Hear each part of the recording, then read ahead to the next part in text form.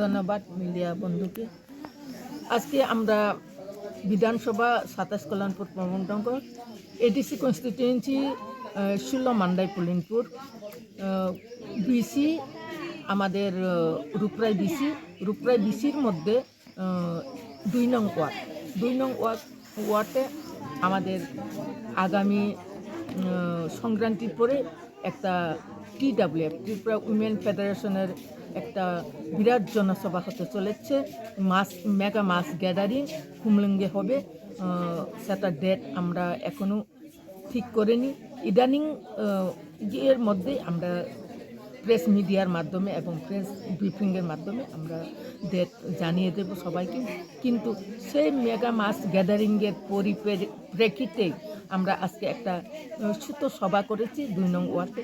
সেই সভার মধ্য দিয়ে আমরা কিছু গরিবদেরকে ব্ল্যাঙ্কেট এবং মহিলাদেরকে আমাদের TWF মহিলাদেরকে কিছু সুতা বিতরণ করা হয় এবং আমরা সবাই বলেছে যে আমার একটা দাবি যে আমাদের ২৭ কল্যাণপুর প্রমণ্ডনগর এবং ১৬ মান্দাই পুলিনপুর এডিসি কনস্টিটিউয়েন্সির মধ্যে এখনও আমাদের TWF-এর সংগঠন খুবই শক্তিশালী এবং আগামী দিনেও থাকবে।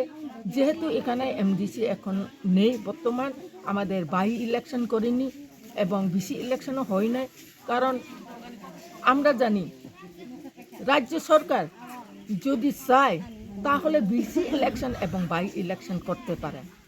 আমি একটাই প্রশ্ন করতে চাই সবার কাছে এবং আমাদের রাজ্য সরকারের কাছে।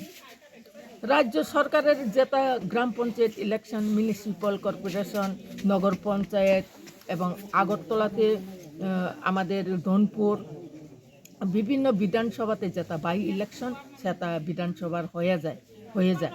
কিন্তু আমাদের এডিসিতে 2টা সিট রয়েছে বাই ইলেকশন করার কথা।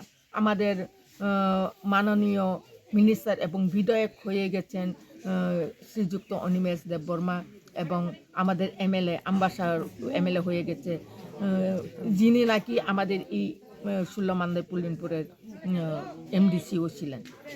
কিন্তু আজ পর্যন্ত আমাদের কোনো এডিসি এলাকার কোনো বাই ইলেকশন হয়নি এবং আমাদের বিসি ইলেকশন মোটামুটি 10 বছরের বেশি পেরিয়ে গেছে, এখনও বিসি ইলেকশন হয়নি।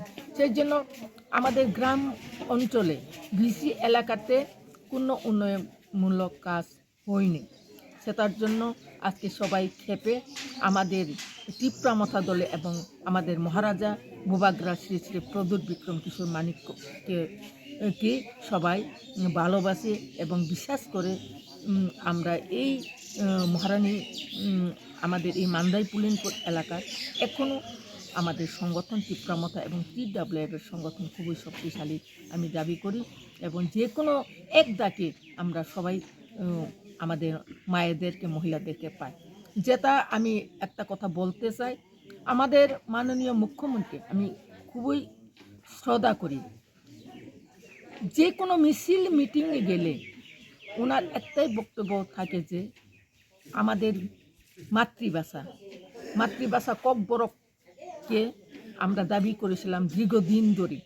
বাম আমল থেকে আমরা দাবি করে আসছি যে মাতৃভাষা আমাদের ককবরককে রোমান স্ক্রিপ্টে দেওয়ার জন্য। আমরা যারা ককবরকবাসী আমরা কোনো দিন অন্য মাতৃভাষাকে ছিনিয়ে নেওয়ার চেষ্টা করিনি। আমাদের মাতৃভাষাকে রোমান স্ক্রিপ্টে লেখার জন্য আমরা দাবি রেখেছি।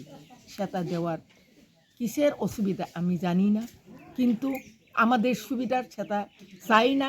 আমাদের এই রাজ্যের যারা সরকার চালাচ্ছে সেটাই আমি দাবি করব এবং সবাই বুঝে ফেলেছে যে ত্রিপুরা নিজের মায়ের মাতৃভাষাকে যদি আমাদের কোন স্ক্রিপ্টে লিখব সেটা যদি অধিকার না পায় তাহলে এই দলে থেকে বা লাভ কী? সেই জন্য আস্তে আস্তে আমাদের দলে সামিল হয়েছে। আজকে আমি অনুরোধ করব আমাদের এই রাজ্যে প্রশাসন যারা চালাচ্ছেন আপনারা চিন্তা করবেন, আমরা কেউর বিরোধিতা নয়, কেউর বিরোধী নয়, আমাদের অধিকার আমরা চাওয়ার আমাদের কর্তব্য। সেই জন্য আজকে আমাদের এই মিটিংয়ে খুবই গুরুত্বপূর্ণ আলোচনা হয়েছে এবং সবাই একতাবদ্ধভাবে আমাদের TWF আরও শক্তিশালী করার জন্য সবাই সামিল হয়েছে, প্রতিজ্ঞা সবাই নিয়েছেন। ধন্যবাদ সবাই। আজকে আমাদের এখানে ছোট্ট ওয়ার্ড, যেহেতু এখানে আমাদের 100 জন মহিলাকে আমরা সুতা দিয়েছি, যেহেতু ছোট্ট একটা ওয়ার্ড ছিল, 2 নাম্বার ওয়ার্ড, আর কম্বল আমরা মাত্র 10 জনকে দিতে পেরেছি। যেহেতু আমাদের ক্ষমতা নেই, আমাদের হাতে কোনো ফান্ড নেই, সেই জন্য আমরা 10 জনকে, আমরা যারা গরিব, একদম বাজারে কিনতে পারে না, একদম গরিব, গরিব বললে একদম গরিব হয় আমাদের ত্রিপুরা ছাড়া, সেই জন্য সেই গরিবদেরকে আমরা বাছাই করি, আমরা 10 জনকে কম্বল দিয়েছি। আরও আগামী দিনে আমরা চেষ্টা থাকবো আরও দেওয়ার জন্য। ধন্যবাদ।